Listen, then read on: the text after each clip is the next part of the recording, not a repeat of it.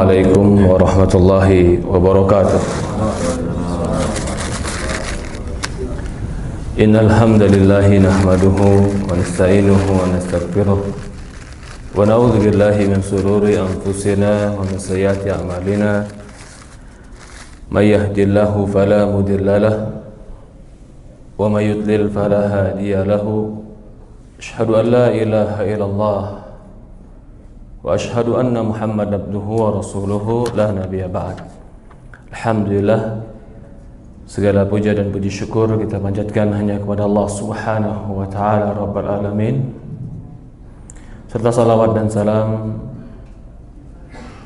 selalu tercurahkan kepada Nabi kita Muhammadin sallallahu alaihi wa ala alihi wa sahbihi wasallam, kepada keluarganya, kepada para sahabatnya, juga orang-orang yang mengikuti dan mencintainya sampai hari kiamat. Alhamdulillah, para hadirin jamaah, bapak-bapak dan ibu-ibu yang dimuliakan dan dirahmati Allah Subhanahu wa taala. Kita masih melanjutkan pembahasan kita dari kitab Riyadhus Shalihin. Hari ini masuk ke dalam bab yang ke-26, berkaitan tentang haramnya kezaliman dan perintah untuk meminta halal dari yang terzalimi, baik mengembalikan barang atau memohon maaf agar dihalalkan tentang apa yang pernah dilakukan dari kezaliman. Az-zalim, az-zulum itu lawan dari adil. Adil itu meletakkan sesuatu pada tempatnya, itu adil. Jika menghukum sesuatu sesuai hukumnya, itu adil. Berkata sesuai dengan keadaan, itu adil. Ketika Allah berfirman dalam Al-Quran, فَإِذَا قُلْتُمْ فَعْدِلُوا, kalau kalian berucap, adillah dalam berucap. Tidak boleh berlebihan dalam berucap. Menghakimi dengan ucapan yang tidak sesuai porsinya, itu zulum namanya, kezaliman. Jadi segala sesuatu yang bertentangan dengan keadilan itu bernama kezaliman. Dan zulum, kezaliman ini termasuk salah satu sebab kerusakan di yaumul qiyamah. Di antaranya di surat Ghafir ayat 18.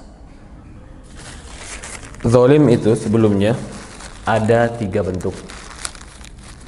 Yang pertama, zalim kepada hak Allah, tidak menunaikan hak Allah, itu zalim. Dan ini paling tinggi, kezaliman yang paling lancang, menyekutukan Allah. Luqman Al-Hakim berkata kepada anaknya, "Ya bunayya, la tusyrik billah, inna syirka la zulmun azim." Wahai anakku, jangan kau sekutukan Allah, sesungguhnya berbuat syirik itu la zulmun azim, kezaliman yang paling besar. Zalim kesyirikan itu melanggar hak Allah, tidak menunaikan hak Allah, itu zalim yang pertama, yang paling besar. Zalim yang kedua, ini zalim yang besar juga, zalim kepada manusia, baik mengambil hartanya, atau menumpahkan darahnya, atau merobek kehormatannya. 3 ini. Biasanya manusia terzalimi dalam 3 hal ini. Pertama, hartanya. Yang kedua, kehormatannya. Yang ketiga, jiwanya. Yang kedua ini juga kezaliman yang di yaumul qiyamah tidak mudah untuk dimaafkan. Bahkan beberapa kasus, kalau kezalimannya dengan hak Allah, Allah masih kasih dispensasi. Contoh, dia zalim dengan hak Allah, tidak bayar zakat, itu hak Allah sebenarnya. Di dalam harta kita ada hak yang Allah berikan kepada fakir miskin di situ, 2,5%. Ketika orang tidak bayar zakat, di yaumul qiyamah dia bertobat dan bertemu dengan Allah, mungkin Allah akan ampuni. Tapi kalau dia mencuri uang orang, atau dia meminjam uang orang dan sengaja tidak dibalikkan, seandainya Allah ingin memaafkan dia, masih ada hak orang lain yang harus ditunaikan. Allah bisa memaafkan dia, tapi pemilik harta mau nggak memaafkan dia. Dari ini maka kezoliman kepada orang lain ini terkadang penghalang kita masuk dalam surga. Kalau kepada Allah, hukum asalnya adalah Allah pengampun. Tapi kalau pada manusia, hukum asalnya manusia itu adalah bakhil, pelit. Contoh begini Pak, kita zolimi manusia di dunia, kita ambil uangnya 2 juta rupiah, 2 juta rupiah, kita zolimi dia. Allah maafkan kita, ya udah kamu zolim, Allah maafkan. Tapi si pemilik harta bilang, Allah saya nggak maafkan dia. Allah tetap akan maha adil, tidak akan mungkin memaafkan hamba kalau si pemilik harta masih nuntut. Karena kalau Allah maafkan dan belum ditunaikan harta pemilik, belum ditunaikan hak pemilik harta, keadilan akan samar. Lalu kata Allah, ya sudah, kamu pemilik harta tidak ridho. Apa yang membuat kau ridho sehingga kau maafkan temanmu?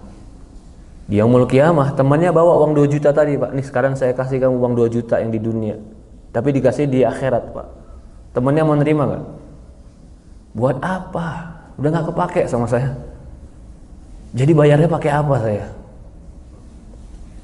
Puasamu buat saya. Jadi negosiasinya bukan lagi uang, Pak, di hari akhirat. Puasa kamu buat saya. Puasa saya nggak banyak. Ya sudah, dosa saya tanggung buat kamu. Cuman itu pilihannya. Dua-duanya nggak mau. Ya Allah, tegakkan keadilan, dia pernah menzolimi saya. Maka menzolimi manusia itu terkadang maafnya lebih berat daripada berkaitan dengan hak Allah. Allah maha pengampun lagi maha penyayang selama tidak berkaitan dengan tauhid. Tapi kalau berkaitan dengan hak manusia, maka Rasul mengatakan orang yang punya hutang, Rasul tidak mengatakan dia menjadi syahid sampai ada yang membayarkan hutangnya, karena berkaitan dengan hak manusia. Ini kezoliman. Yang kezoliman yang ketiga adalah ini yang paling ringan, kezoliman terhadap diri sendiri. Ini yang Allah mudah memaafkan, karena kita pasti memaafkan buat diri kita. Ya, kita tidak menjaga kesehatan sampai merusak diri kita dengan, maaf, umpamanya minum khamr, ya tidak berhubungan dengan hak orang lain, tapi berhubungan dengan hak diri dia yang dia rusak. Dosa ini, zalim ini, tidak menunaikan amanah yang Allah berikan kepada diri kita dengan sebagaimana mestinya, zalim. Tapi zalim ini mungkin lebih mudah Allah ampuni daripada zalim kepada orang lain.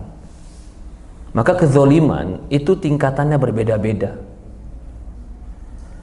Mencuri harta itu zalim, tapi mencuri harta fakir, miskin, dan yatim, kezolimannya luar biasa. Berbuat zina itu zalim, kejahatan, tapi berzina dengan tetangga, kezolimannya lebih besar. Mencuri sebagaimana juga dalam hadis, zalim, mencuri tetangga, punya tetangga, kezoliman yang sangat besar. Apa yang didapatkan bagi mereka yang berbuat zalim? Yang pertama di surat Ghafir ayat 18. Surat Ghafir ayat 18, Allah katakan, "Wa ma lidh-dhalimina min hamimin wala syafi'in yuta'." Kata Allah Subhanahu wa taala, tidak ada bagi orang yang zalim itu teman akrab yang akan membela dia, dan tidak ada yang memberikan syafaat untuk ditaati. Kalau sudah zalim, tidak ada yang bisa bela. Nggak teman dia, nggak kerabat dia, semua tidak ada yang bisa memberikan syafaat. Hukum asalnya adalah Allah adili dia. Tidak boleh. Jadi di sini sebuah dalil orang yang zalim sebab tidak dapat syafaat, terutama zalim dengan hak Allah yaitu tauhid. Maka Abu Hurairah bertanya, "Ya Rasulullah, man as'adun nasi bisyafa'atika?" Ya Rasulullah, siapa manusia yang paling bahagia mendapatkan syafaatmu? Man qala la ilaha illallah khalisan min qalbi. Orang yang mengucapkan la ilaha illallah ikhlas dari hatinya. Di dalam hadis lain kata Rasulullah SAW, ittaquz zulum, takutlah kalian berbuat zalim. Fa inna zulum zulumatil yaumul qiyamah, karena berbuat zalim itu adalah kegelapan di hari kiamat. Wattaqus suhha, takutlah kalian dari sifat pelit. Fa inna suha ahlaka man kana qablakum, karena sifat pelit itulah yang menghancurkan orang-orang sebelum kalian. Hamalahum ala an yasafaku dima'ahum wastahallu maharimahum. Sifat bakhil itu, tamak dan serakah itu yang menyebabkan mereka saling menumpahkan darah dan menghalalkan yang haram. Hadis riwayat Muslim. Di dalam hadis ini Rasulullah mengatakan sesungguhnya kezaliman itu akan menjadi kegelapan di yaumul qiyamah. Tidak ada yang tolong, tidak ada yang berikan syafaat, tidak ada cahaya bagi dia di yaumul qiyamah karena kezaliman dia. Dan Allah Maha Adil. Di dalam hadis yang lain Rasulullah sallallahu alaihi wa ala alihi wa sahbihi wasallam bersabda, la tu'adzunnal huquqa ila ahliha yaumul qiyamah. Kalian pasti akan menunaikan hak kepada pemiliknya di hari kiamat, sampai seekor kambing yang patah tanduknya akan diminta pertanggungjawaban kepada kambing yang mematahkan tanduknya. Kenapa Rasulullah mencontohkan kambing? Apakah kambing masuk neraka dan masuk surga? Tidak. Gak ada hubungannya kambing masuk neraka dan masuk surga. Lalu apa hubungannya?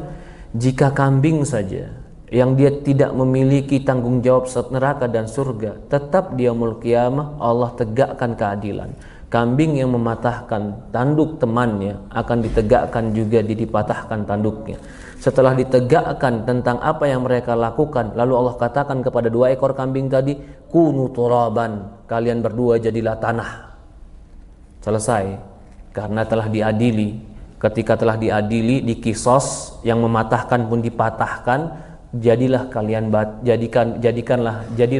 tanah. Kalau kambing saja akan ditegakkan, bagaimana lagi dengan manusia? Cuman masalahnya, terkadang kezaliman bagi seseorang manusia itu dianggap sebuah kekuatan. Ketika dia mampu berbuat zalim, lalu orang lain tidak bisa membalasnya, dianggap itu adalah kekuasaan, kehebatan, kebesaran. Subhanallah. Padahal, mengapa dulu Umar bin Khattab radhiyallahu an ketika dijadikan pemimpin dia menangis? Mengapa para sahabat ketika dia dijadikan khalifah dia malah menangis? Karena dia mengerti semakin tinggi kekuasaan dan tanggung jawab yang dia pegang, semakin banyak orang yang akan meminta keadilan dengan dia. Kalau kita cuma seorang ayah, yang akan minta keadilan dengan kita adalah orang yang di rumah kita. Kalau kita seorang RT, mungkin yang akan meminta keadilan kita adalah tetangga-tetangga kita. Bagaimana kalau kita menjadi seorang pemimpin yang besar? Maka setiap orang akan meminta pertanggungjawaban di yaumul qiyamah. Dari ini sebagian sahabat ketika memikirkan tentang keharusan dia memikul tanggung jawab ini, dia menangis. Khawatir dia melakukan kezaliman kepada orang lain. Di dalam hadis Rasulullah mengatakan, kata Rasulullah SAW, ma ba'asallahu nabi, tidaklah Allah mengutus seorang nabi kecuali Allah berikan peringatan kepada umatnya. Nuh memberikan peringatan dan para nabi memberikan peringatan setelahnya. Innau an yakhruju fikum Fama khafiya 'alaikum min sya'ni falaysa yakhfa 'alaikum inna rabbakum laisa bi'awar. Karena akan keluar dari kalian dan kalian akan tahu innau a'waru ainul yumna, akan keluar di antara kalian nanti dajjal yang matanya buta dan mata kanannya buta. Bi anna ainahu inabatun tafiyah, bahkan salah satu matanya seperti anggur yang ingin pecah. Ini matanya dajjal. Ala inna harrama 'alaikum dima'akum wa amwalakum ka hurmati yaumikum hadza wa baladukum hadza fi syahrikum hadza hal ballagtu qalu bala. Maka Rasul mengatakan Allah telah mengharamkan bagi kalian darah kalian. Jadi enggak boleh saling menumpahkan darah, memukul. Itu kezaliman yang di yaumul qiyamah akan ditegakkan oleh Allah Subhanahu wa taala. Allah mengharamkan darah kalian. Allah mengharamkan harta kalian. Harta orang haram bagi kita. Tidak boleh kita mengambil. Dalam sebuah riwayat lain dikatakan Allah mengharamkan kehormatan kalian. Kehormatan itu harga diri orang. Kita mungkin nggak mengambil hartanya, mungkin juga tidak melukai fisiknya dengan tangan dan berdarah, tapi kita jatuhkan kehormatan dia. Mungkin difitnah, mungkin digibah, mungkin dituduh dengan tuduhan yang nggak benar. Ini di yaumul qiyamah menjadi tuntutan. 3 hal ini, harta, darah, kehormatan, di yaumul qiyamah menjadi tuntutan. Bahkan dalam sebuah riwayat, arba'ur riba, riba yang paling riba antaqala, lisanmu panjang bermudah-mudahan terhadap kehormatan saudaramu. Arba'ur riba itu berarti riba yang paling riba. Maksudnya adalah dosa yang paling jelek. Riba saja sudah jelek. Ini ada yang lebih jelek dari riba, kata Rasulullah. Apa itu? Lisanmu panjang menjatuhkan kehormatan orang lain. Bagaimana menjatuhkan kehormatan orang lain? Merendahkan, menggibahi, memfitnah, cuman karena dunia, atau menjegal cuman karena dunia, atau bahkan cuman karena viral, karena berita, karena uang. Dia jatuhkan kehormatan orang lain dengan gibah. Menjatuhkan kehormatan orang lain di dalam Al-Quran itu digambarkan seperti memakan bangkai. Ayuhibbu ahadukum ayyakula lahma akhihi mayitan fakarihtum. Apakah kalian mau memakan bangkai saudara kalian? Tentu kalian benci, jijik. Dia udah meninggalnya 3 hari, sudah mulai membiru dan membusuk, lalu diambil jarinya dijadiin sop, makan bareng di meja. Astagfirullahaladzim. Ada yang mau, Pak? Jijik. Kenapa Allah umpamakan menjatuhkan kehormatan orang lain seperti memakan bangkainya? Karena kau telah membunuh karakternya. Fisiknya ada, tapi karakter dia udah mati. Orang gak percaya lagi dengan dia gara-gara ucapan kita. Orang sudah menjatuhkan kehormatan dia gara-gara berita yang tersebar. Berapa banyak sekarang orang yang mati, bukan mati fisiknya, mati karakteristiknya, mati kehormatannya, udah gak ada harga diri lagi. Siapa yang menjatuhkan? Lisan, orang yang menulis, orang yang mengucapkan, orang yang menuduh. Allah umpamakan mati karena akan mematikan karakter, mematikan kerjaan, mematikan usaha, mematikan relasi, bahkan mematikan hubungan rumah tangga. Maka itu banyak orang bisa menjaga diri tidak makan harta orang lain. Bahkan kalau dia ketemu uang walaupun kecil, dia masukkan ke masjid karena dia khawatir makan harta orang lain. Dia juga gak mau melukai orang lain. Dengan melukai, membunuh atau memukul gak berani. Tapi betapa banyak orang yang membunuh karakteristik orang lain dengan lisan dan kehormatan. Ini di yaumul qiyamah, arba'ur riba, kezaliman yang zalim dan riba yang paling riba. Maka Rasulullah mengatakan hal yaqubun nasu ala wujuhum fin nari, dan berapa banyak manusia tersungkur di neraka illa hasaidu alsinatihim,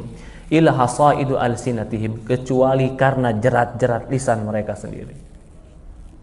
Maka Rasulullah mengkaitkan lagi, kuffa alaika hada, kalau kau mau selamat, jaga lisan.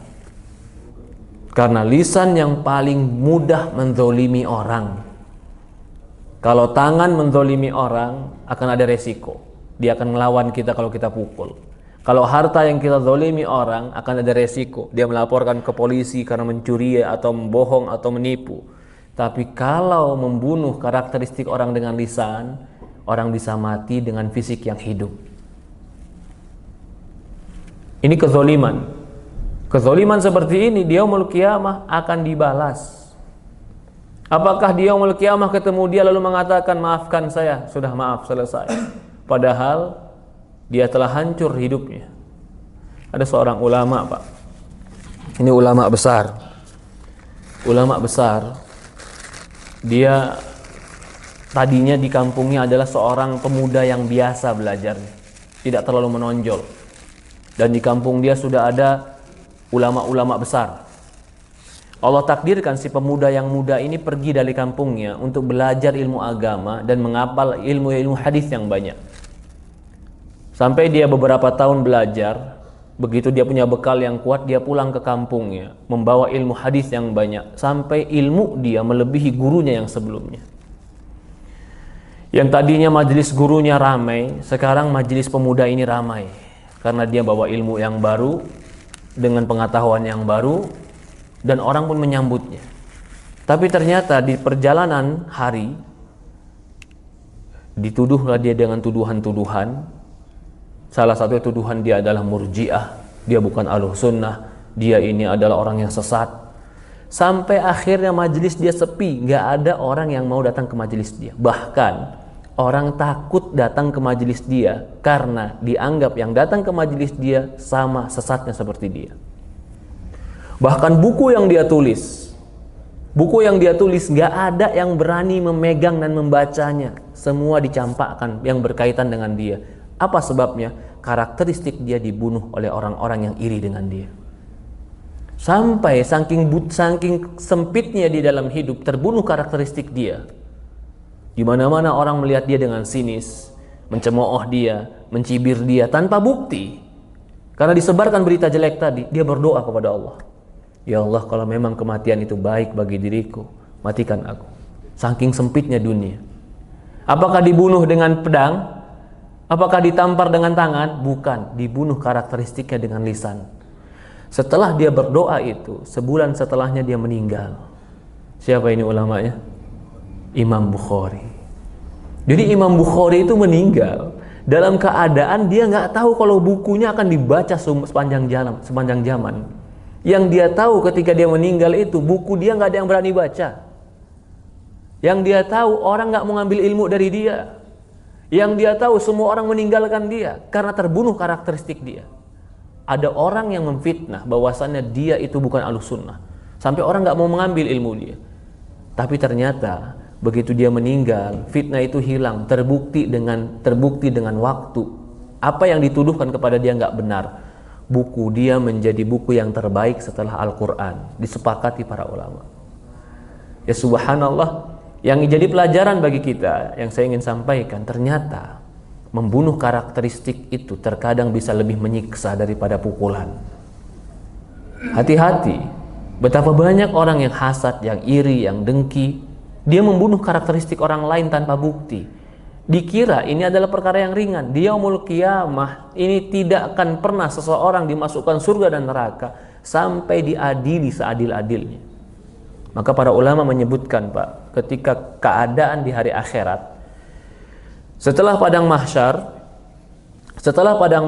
apa yang terjadi? Kita dihisab, ditimbang amal. Ada timbangan, ada hisab.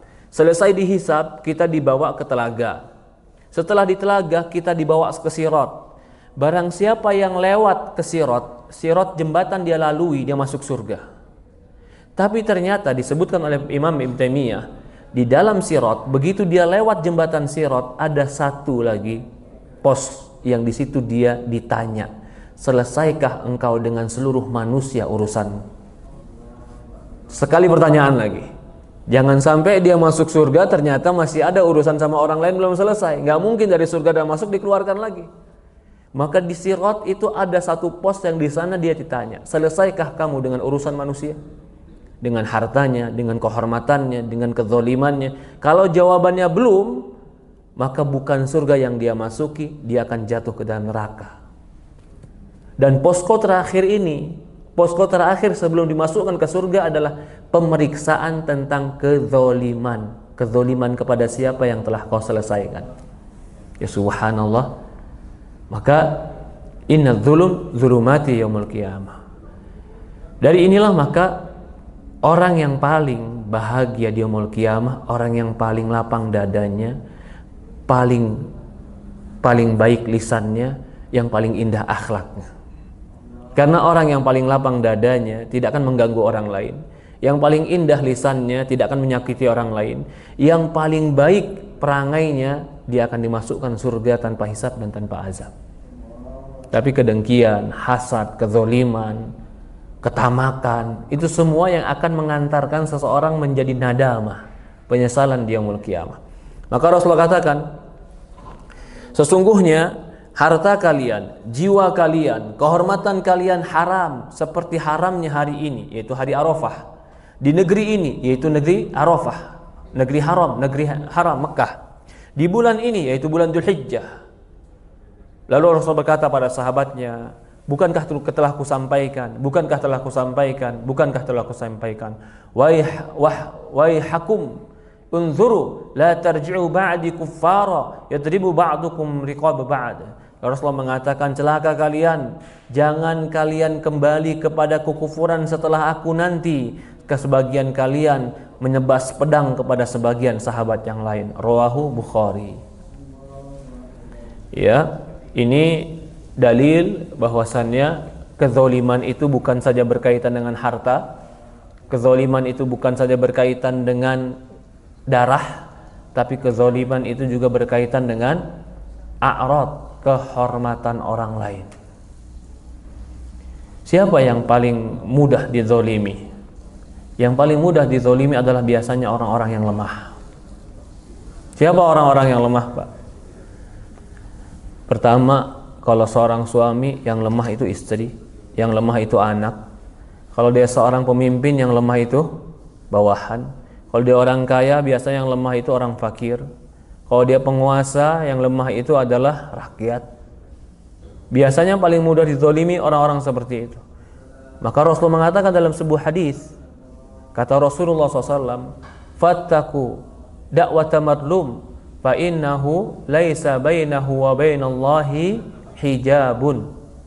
Kata Rasulullah SAW, takutlah kalian dengan doa orang yang terzalimi, karena antara dia dan Allah tidak ada yang bisa menghalangi.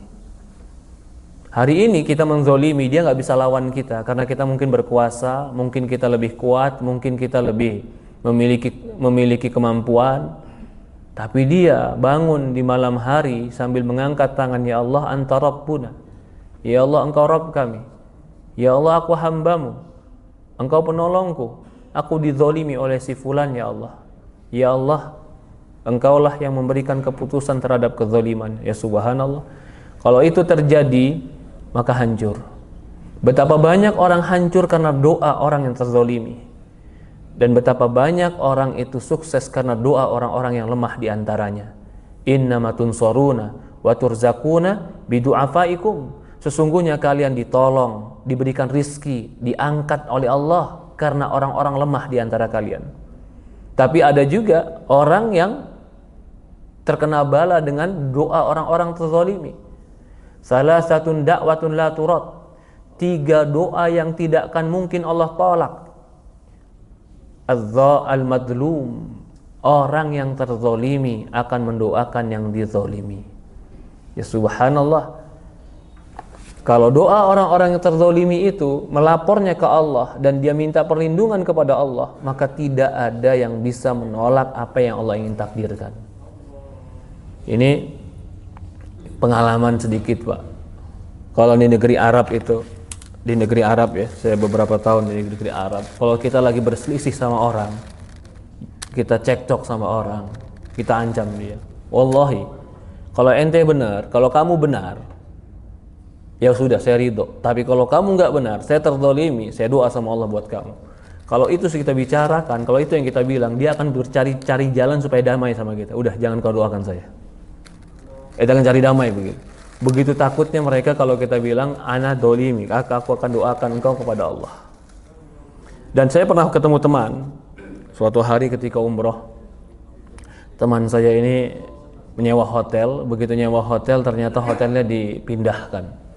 Dalam pakaian baju ihram dia bertemu dengan orang yang dia sudah bayar, hotel katanya dipindahkan, padahal dia sudah bayar. Dia bilang begini, saya pakai baju ihram sekarang dan saya depan Ka'bah sekarang. Saya doakan kepada Allah yang menzolimi saya akan Allah hancurkan. Setelah beberapa tahun, memang tidak langsung, 2 atau 3 tahun setelah itu, orang yang menipu dia dijebloskan ke penjara dan dengan kasus lain tidak boleh masuk Saudi Arabia. Jadi hari itu mungkin dia terdolimi, gak bisa balas, dia harus terima. Tapi doa dia tercatat oleh Allah Subhanahu Wa Taala. Maka di sini jangan pernah menzolimi orang karena doa dia tidak ada yang bisa menghalangi. Allah akan menjadi pembelanya. Allah akan jadi penolongnya. Siapapun itu. Maaf Pak, suatu hari ada seorang wanita hubungi saya, bercerita tentang suaminya. Dia cerita ABCD sampai akhirnya di akhir paragraf dia bilang, saya akan doakan dia untuk kejelekan dan saya tidak pernah maafkan dia. Ya Allah, kalau berdamai selesai, minta maaf selesai, uang bisa dibayar. Tapi kalau dia bilang saya tidak akan maafkan dia sampai saya doakan kejelekan untuk dia, ini doa tercatat di sisi Allah. Mungkin sebagian orang-orang yang gak takut dengan Allah dianggap sudah bodo amat, itu doa kamu. Saya juga punya doa, kuat-kuatan doa kita. Subhanallah. Tapi belum tentu orang terdolimi doanya tertolak. Orang terdolimi itu laisa bainahu wa bainallahi hijabun. Tidak ada hijab penghalang antara orang yang terdolimi dan Allah. Yang menjadi pembahasan kita, fattaqu da'watal mazlum.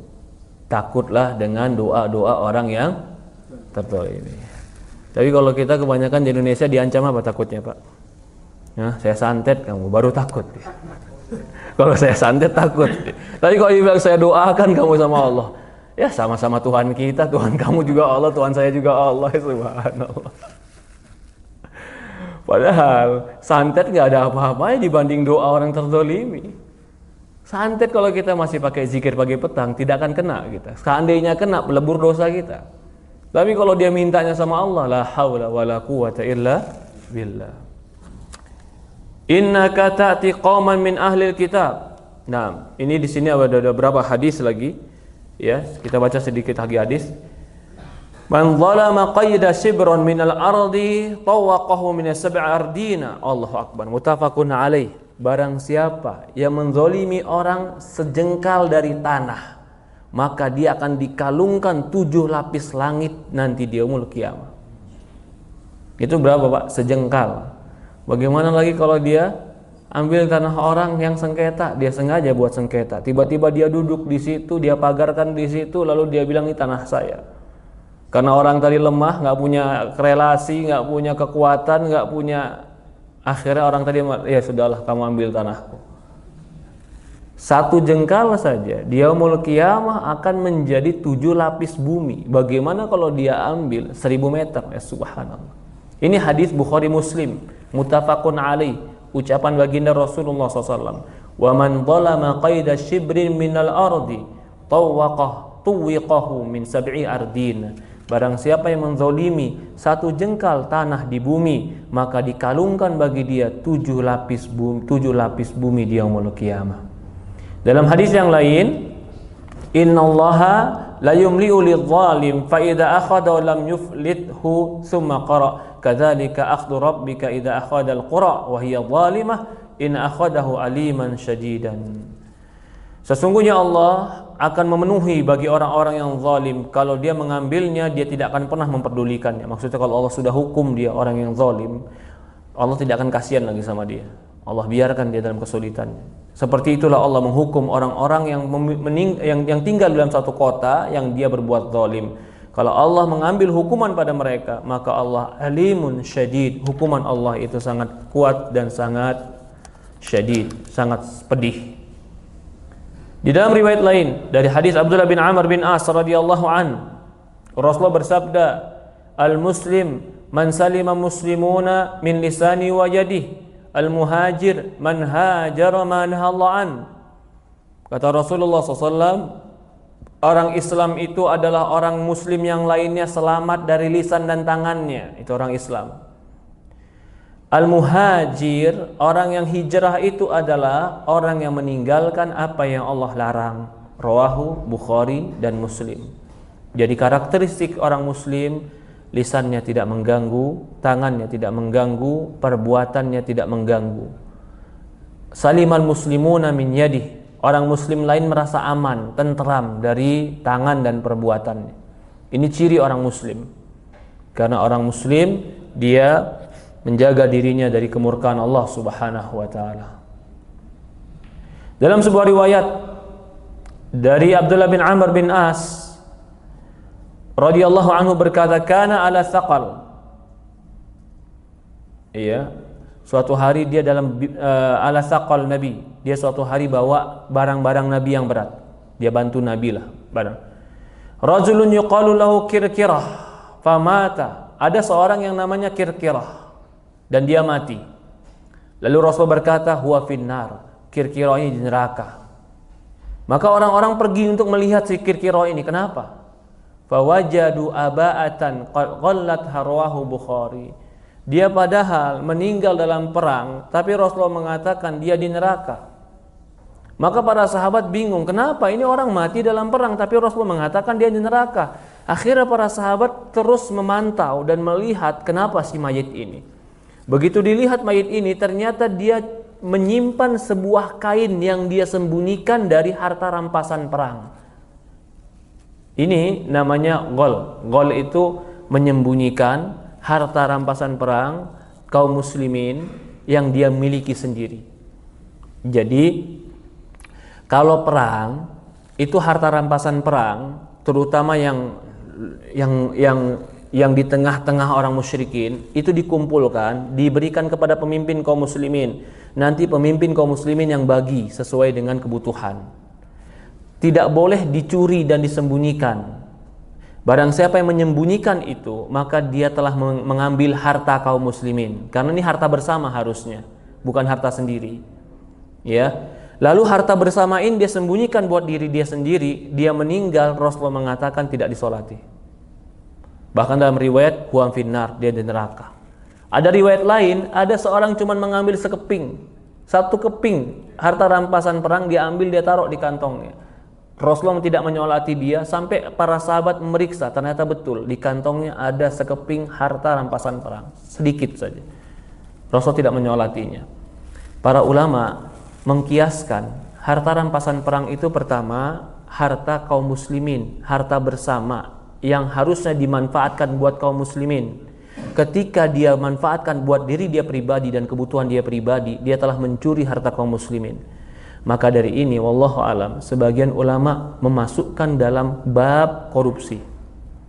Korupsi itu harta kaum muslimin yang harusnya dimanfaatkan untuk bersama-sama kaum muslimin, tapi digunakan untuk pribadi. Memang dia punya hak. Bukankah ketika dia perang dia punya hak? Iya, dia punya hak, tapi setelah dibagi, bukan dia ambil duluan. Maka dari ini ghol namanya. Man ghalla, barang siapa yang mencuri seperti ini di yaumul qiyamah, dia tidak akan mendapatkan syafaat. Wallahu alam. Para hadirin jamaah yang dimuliakan dan dirahmati Allah Subhanahu wa taala, di sini juga menjadi sebuah dalil. Pertama, betapa butuhnya kita ampunan Allah. Karena terkadang kita tanpa sadar lisan kita menzolimi orang lain, mungkin bercandaan kita menyakiti orang lain, atau mungkin perbuatan kita menzolimi orang lain. Maka di sini poin yang pertama yang ingin kita tegaskan, kita sangat butuh ampunan Allah. Yang kedua, di sini kita pun sangat butuh dengan perlindungan Allah agar Allah lindungi kita dari segala mara bahaya. Dan di sini pun pentingnya seorang muslim untuk menjaga dirinya dari berbuat zalim kepada siapapun. Allahu a'lam. Insyaallah ini yang kita bahas. Insyaallah nanti kita lanjutkan lagi di pertemuan akan datang Bab ta'zimu hurumatil muslim wa bayanu hukukihim.